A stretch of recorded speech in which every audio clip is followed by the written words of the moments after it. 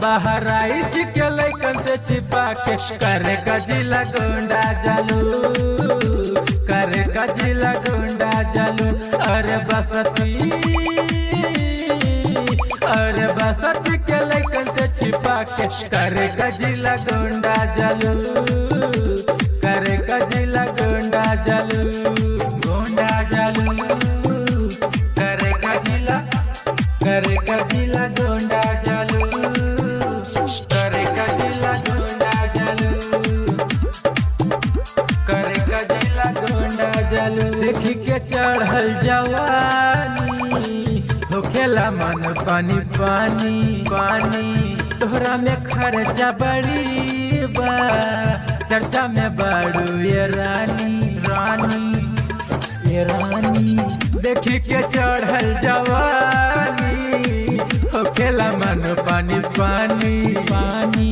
तोहरा में खर्चा बड़ी बा, चर्चा में बड़ू ये रानी रानी। देहिया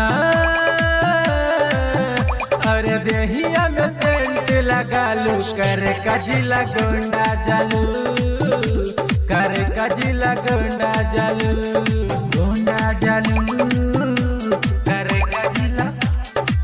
कजिला गुंडा जालू, करे कजिला गुंडा जालू, करे कजिला गुंडा जालू।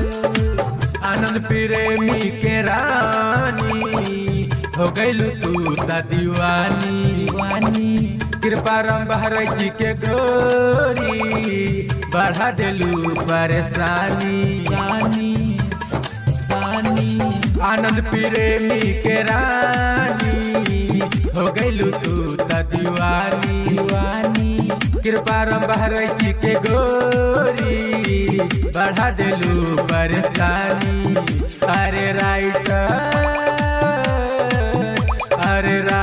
राजेंद्र के मुहालू, करे कजिला गुंडा जालू, करे कजिला गुंडा जालू। Presented by Hangama Recording Studio, Payagpur।